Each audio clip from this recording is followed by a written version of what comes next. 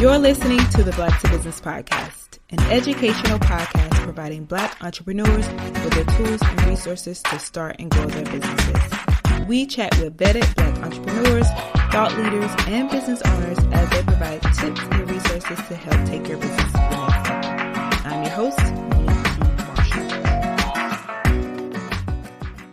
Hey, and welcome back to the Black to Business Podcast. I'm your host, Monique T. Marshall, and I'm so excited because today's episode is extra special because we are still celebrating Women's History Month, and we are highlighting the powerful voices of Black women entrepreneurs. As Black women, we are leading in entrepreneurship and doing so at record-breaking rates. Yet, we still face some of the same challenges year after year, whether it's access to capital, breaking into certain industries, or simply getting the recognition that we deserve. And despite this, we continue to build, innovate, and create space where there was none before. And over the years, I've had the honor of interviewing some of the most brilliant Black women in business, and they have dropped some serious gems about mindset, positioning, relationships, and growth. So today I'm bringing together some of those most powerful and impactful lessons from those conversations to help you grow, position yourself for bigger opportunities, and step into your power as a business owner. This episode will be a little different, so I'll be sharing some clips from past guests and reflecting on their insights to help you apply these same lessons to your own journey. So let's get into it. Okay, so before we talk about business strategy, we have to start with mindset. This is a big one. So that fear, imposter syndrome, and that self-doubt often holds women entrepreneurs back from taking that action and really stepping into entrepreneurship. So this section is going to focus on how to break free from those limiting beliefs. With that being said, one of the biggest obstacles we face as entrepreneurs isn't external, it's actually internal. So we doubt ourselves, we hesitate, and we wait until we are feeling quote unquote ready before we take action. But here's the hard truth. Confidence comes from taking action, not from waiting until you feel 100% prepared. So let's hear from McKinney Smith in episode number 47, who shares a powerful perspective on overcoming self-doubt. So in this clip, she talks about the power of managing your mindset and how to become unstoppable.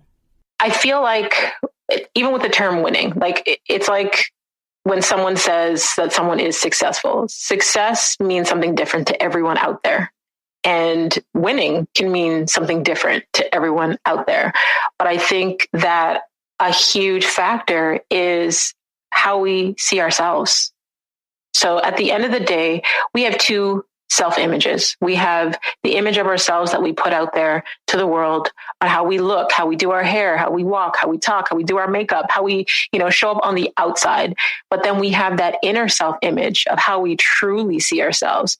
And I find, especially women, because the majority of the people that I coach are women, we are really good at dressing up on the outside, but then we are dealing with brokenness on the inside. And that affects the opportunities that we have the confidence to go after. That affects the relationships that we have with not just, our loved ones, but even with business partnerships and the confidence to pursue certain goals or certain dreams or to go after certain things or expand our business. So it's really focusing on that inner self-image, looking at who we truly are. Are we comfortable with that person? And if not, what are you willing to do about it? Like, if we are looking to become a better person, for me, personal development, or I'm going to say entrepreneurship, is a personal development journey. And the more that I have evolved as a person, the better I have done in my business. So if I am insecure, if I have, trust issues and all of these doubts and negative self-talk happening, that's going to affect my business. It's going to affect my confidence in my business. I could have a business partner, and if I'm insecure, there may be constant conflict or issues that I may bring up. But if I'm secure, there may be things that don't bother me, and I'm open to communicating and having uncomfortable conversations. So it's really looking at who we are on the inside. I think so often people are focused on other people and just, consuming and comparing what they see on the internet or on the media or what have you. But we're not spending enough time looking at ourselves, who we truly are, who we truly want to be. And when you get comfortable with who you are as a person, you're unstoppable in your business because you have the confidence, you have the audacity to go out there and say, you know what, I'm going to go after this opportunity. I'm going to ask this person to be on my podcast. Like, you don't think small. You don't think in that space of lack. You're thinking more in a space of abundance when you feel good. Now, I love how McKinney breaks that down, because self-doubt is real, but it doesn't have to stop us. And next, I want you to hear from Joteka Edie in episode number 121, who shares how shifting your mindset and stepping into your power is the key to unlocking bigger opportunities for yourself and also others. So in this clip, we actually discuss her being known as the Olivia Pope of Silicon Valley. And she shares why it was important for her to focus on increasing diversity and impact metrics in the tech sector. What I was committed to doing was just taking the skill set that I had built over the years through the various work that I had did and taking it into Silicon Valley, but not just the skill set, but also the mindset. Because what I knew going into Silicon Valley was that it was not as diverse as it should be, given how technology was really being utilized and an overperformance of particularly people of color and utilizing tech platforms. But yet there still was a lack of representation of us not only working in these companies, but also at the leadership of these companies and in the C-suites of these companies, on the boards of these companies, and at the decision-making level of who's funding these companies. And so for me, after a lot of hesitation, what I soon realized was that it was important for people like myself with my mindset and my skill set to go into this industry to not only help redefine and help push this industry, but also to help open the door and be a representation of what was possible. And I'm very proud not only of the work that I have been able to do in the industry, but really how many people who have, saw my pathway, who have now entered into the industry. And there are countless friends and colleagues that have left administrations, whether it's the White House or Capitol Hill or other civil rights institutions, and said to me, I see what you did. I want to do what you did. And to see so many of them strategically placed, whether it's at companies such as Google or Facebook or Amazon, Meta, all of the companies, Twitter, all of these companies, Pinterest, I'm just so proud of just the plethora of advocates that soon after I went into the industry, they said, I want to do what you did. And I believe as a result of all of them being in the industry, that the industry is better, that there are people that are helping make decisions to drive these companies that have a worldview and a conviction that's rooted in justice, that's rooted in civil and human rights, that's rooted in a deep understanding of our community. And for that, that's sort of one of those things that, it's never written on paper, but it's the thing that that you are a part of helping do. And for me, helping transform the industry in just a subtle way of just being a beacon and a visual representation of what is possible. And hopefully, having inspired people to take their rightful place in the industry is something that I'm deeply proud of. Now, what I love about these insights is that they remind us that we don't need to wait for permission to go after what we want. Confidence isn't about knowing everything. It's about trusting yourself to figure things out along the way. And so now that we talked about mindset, let's get into positioning, because how you present yourself in your business plays a huge role in attracting the right opportunities. It's one thing to be confident, but it's another thing to position yourself for growth. Your brand, messaging, and visibility all determine the kind of opportunities that you attract. Positioning yourself for success is about more than just that hard work. It's about being intentional with how you show up, how you communicate your value, and how you put yourself in front of the right people. So let's hear from Elle Michelle Smith in episode number 168 on why your voice as a CEO matters in business. And she shares how embracing authenticity as a leader allows us to deeply connect with our audience and our team. There is a concept called likability. And it's kind of touchy because now we're in this season in business where the idea of respect is kind Mm-hmm. of a thing of the past. Our parents used to say, it was more important to be respected than liked. And to Mm. some degree, they were right, but that was the environment they worked in, Right. where you worked hard, you put your head down, you worked for 20, 30, 40 years. Nobody was really trying to just make it up the ladder. They were just trying to survive, right? Right. But they said that if you put your head down and you were respected, that somebody would tap you on the shoulder and eventually you would get that promotion or whatever was due to you, or that your team would respect you. Mm-hmm. These days is a little bit more complicated. And it has a lot to do with this very fast paced digital environment that we're in, where people don't really stick around in jobs as long as they used to. And they have more choices. And we, as people of color, we have more choices than even our parents did. They were fighting for more access. We have a little bit more access, but we have a lot more choices. So we can move in and out of spaces. And, these organizations understand that you can be replaced, and we understand that we can be replaced, but we also know that we can go somewhere else and do things. So it's Mm-hmm. very important that people don't think that you're just on your way in or on your way out. And the way to connect with these teams is through likability, but likability isn't simply being liked. And that's important. It's an important nuance for those of us who are double outsiders, women of color, black women, even for black men who may not be double outsiders, but they are outsiders by at least one definition. And that's because that corporation, even the business world, was not built with us in mind. It is built to center white males. So by definition, we're automatically outsiders. So to take on the idea of likability, and I talk about this in my latest book, Yes, Please, 7 Ways to Say I'm Entitled to the C-Suite. It's Mm-hmm. important that we understand the nuance between being liked, and being likable. Likable is the ability to be liked. So it's a small difference. Small difference. Mm-hmm. Like is, well, gee, we may go get drinks every evening if we like each other, right? we may go, kick it at the bowling alley on the weekend with the kids if we like each other. But Right. that's not the prerequisite. The prerequisite is likability. And a recent Harvard Business Review article defined likability, and it had much to do with performance. It had a lot to do with the ability to admit when you're wrong, when you've made a mistake, and you have a growth mindset. You learn from that, and fail forward and bring the team with you.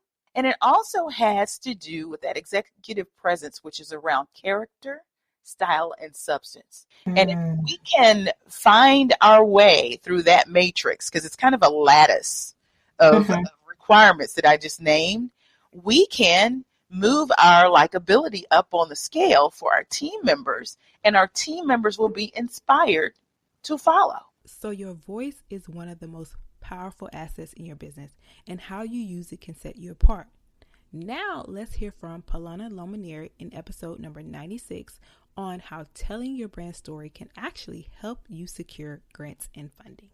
When you say it, I still am in like disbelief because I'm just like, Crazy. yo, we really secured 200K in funding.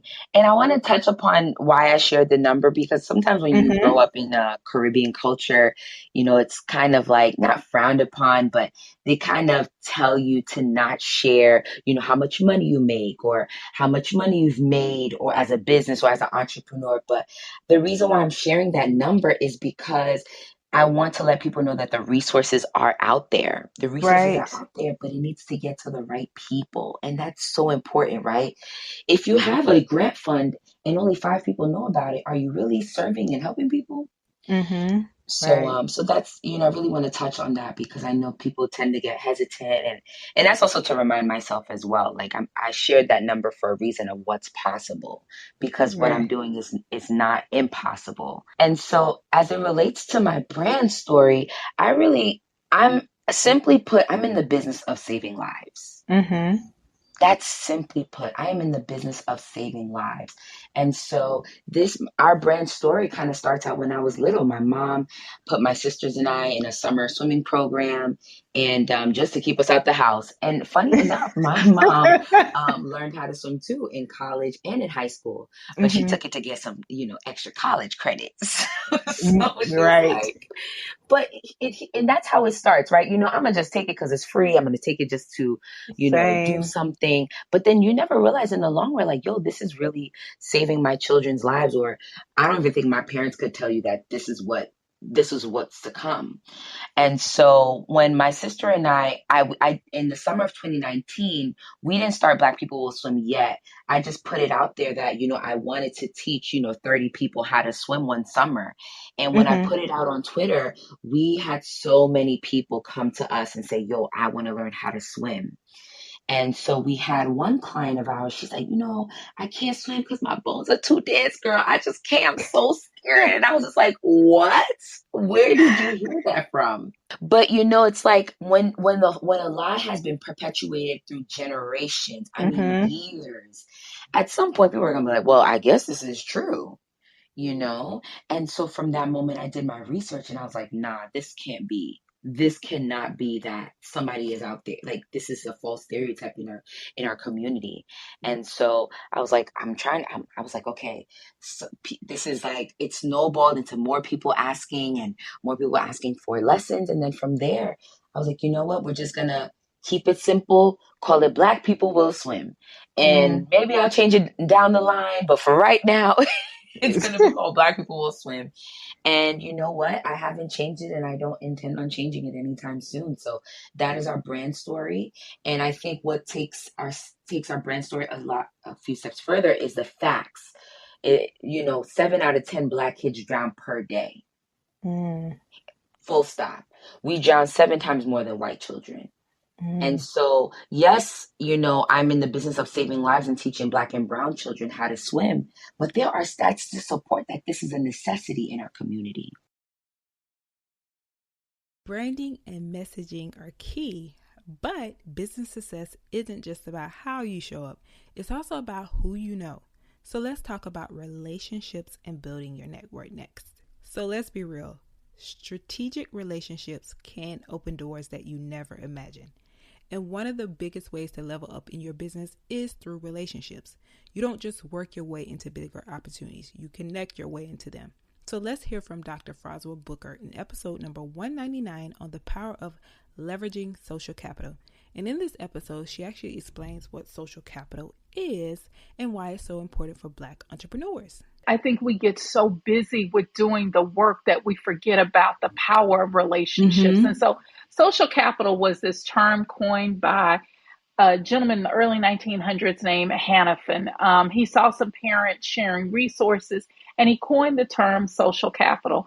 And the term has gone through a number of iterations and it's shown up in a lot of different spaces. It's been in sociology, or you'll see it in urban planning when people are talking about quality of life and how do you create spaces for people to connect.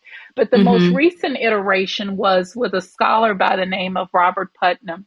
And Putnam wrote a book in 2000 called Bowling Alone. And in this book, Putnam probably did one of the most comprehensive studies on, community and looking at ways that people connect to each other. And what he discovered was a couple of things, is that when communities have social capital, meaning relationships, associations, networks, that when they have these powerful connections, you'll notice a couple of things that will happen. One, crime is lower in communities where there's high social capital.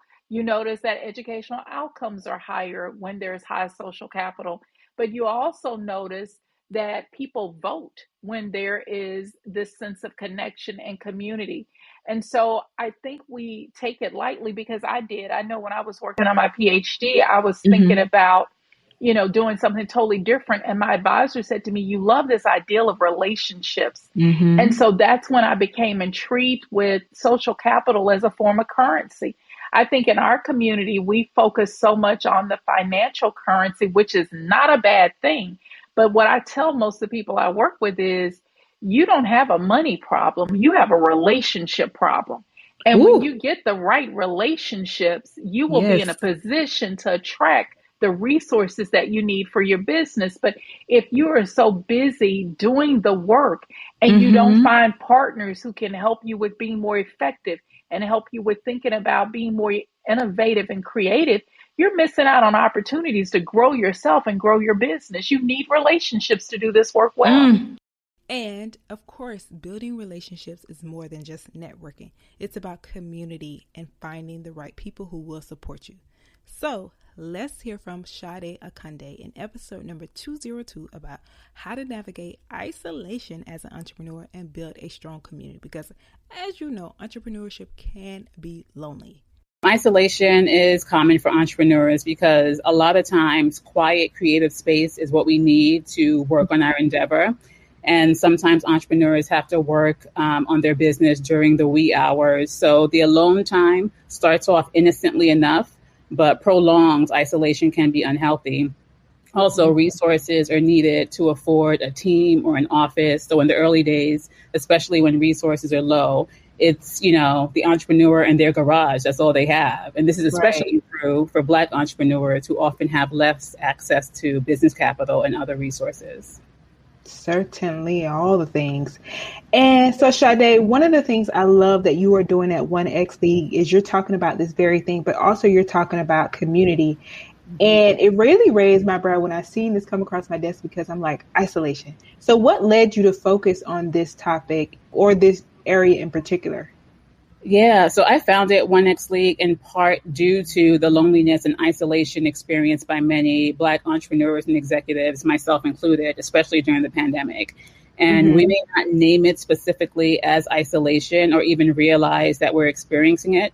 And when there also aren't other entrepreneurs in the family or your immediate circle to confide in, you may end up carrying the weight of it alone. And that can have mental, emotional, and physical implications. So I was concerned about that for us. So glad that you're doing the work that you are doing. And a part of this is, of course, finding community, the other aspect of it. So why do you feel that finding that community is crucial for personal and professional growth as an entrepreneur? Yeah, community is crucial for entrepreneurial growth because it's where you can get feedback. It's where you can give and receive encouragement. You can learn about resources you may not be aware of. It helps you prevent mistakes, test out ideas, and you get refreshed. And personally, we need human interaction and community because community is the single most important factor for good health and longevity, more so than diet and exercise. Studies show that people with strong community support systems live longer and are happier than those who don't have community. In fact, so much so that isolation has been compared to smoking in terms of its detrimental effect to the body and mortality. Black women entrepreneurs are building businesses that create generational wealth. But to grow, you have to move from hustling to leading. And it's not just about getting clients. It's about making sure that your back end is structured for that long-term success. So let's hear from Bianca Robinson in episode 133 about why getting your business back end in order is critical for that sustainable growth. So I definitely believe that the money is made from the back end, not the front end, but we are very good at saying, I need a website and I need a logo. I need to make my colors good and my aesthetics good. And that's great. That will attract the client. However, it's the back end where the money and the repeat money is made. Like 82% of our clientele is repeat clientele on purpose because I've created the back end for that to happen. And so for me, when I'm creating a client's back end from a professional service standpoint, we have to figure out when they say hello, what's the process for that? When they say I need more information, like what's the process for that? When they say like, okay, I'm ready to work and sign the contract, like what's the process for that? And when we're done working with them, how do we go back to them to get some more money? So now old clients can become new clients. And so really understanding that, hi, I need help. I'm ready to close. I want to give you some more money. And so that back end is making sure that the questions that the client would have in order for you to make more money, that needs to be done. So for example, when they say hi, it takes a lot of courage for somebody first to email you to even say that they need help. So when they say hi, they're looking for additional information. So do you have a welcome funnel set up that say, hi, I'm super excited that you reached out. I want to know where you are and how I can help you. And so, click here to learn more information about me. Here's a couple freebies, things of that nature. And so once they come in, now they're excited. So now I need to keep that anticipation and that excitement going. Well, I'm not doing it from a service perspective, but I'll definitely do it from a funnel, a back end automation perspective. And so is that automation set up to keep them building a like, know, and trust, and then kind of converting them into buying a product or service and giving you some money. And so that back end is really what most people drop the ball on, because we just want them to say, hello, give us some money. But what if they're not ready? And once they give us some money, are you onboarding or offboarding them properly so that they can give you more money? So I like to focus on the human component from a sales perspective, but everything else in the back end can be automated. Like you can automate that. And if they have questions, that's that human component. Hey, email me back if you have questions, comments, and concerns. Hey, call the office. This is our office hours. So a lot of us don't have that. We do all the work to get the client on the front end, but then when they come, we drop the ball when that's really where the money is. Now, I have to say that I love this episode with Bianca. It was such a masterclass because she really broke things down. And we have to work smarter and not harder. So finally, I want you to hear from Dr. LaTanya White in episode number 213 as she discusses beyond generational wealth, building Black dynasties through entrepreneurship. We've talked and we hear in pop culture on social media, what would the Rockefellers do? What did this family do? What about the Vanderbilts, right? Mm-hmm. So let's think about the Rockefeller family, who as recently as 2018, I hadn't pulled the data any more recently than that family ranked among America's 25 wealthiest families in the country. But they don't have a core business the way, like Black to Business, like Concept Creative Group, like Walmart. Mm-hmm. So, and John D. Rockefeller, who established Standard Oil, which built the family wealth, that company broke up in 1911. So we're talking over 100 years ago. Now, is it really possible for one family to maintain 7 or 8 generations of that much wealth by just passing down money? Right? And so, even asking the question kind of gives me chills, because the answer can't be it absolutely, that cannot only be what they were doing.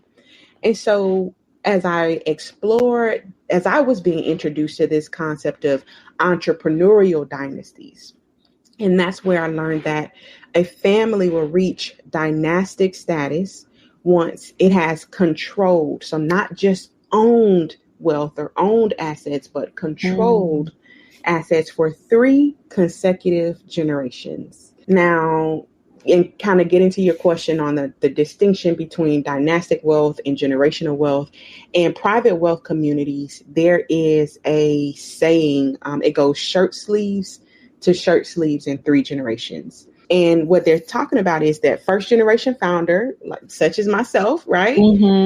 First generation wealth creators that I study and that I work with are literally getting it out the mud, rolling up your shirt sleeves and getting to work, building the business, creating income, creating wealth, right? That's the first generation.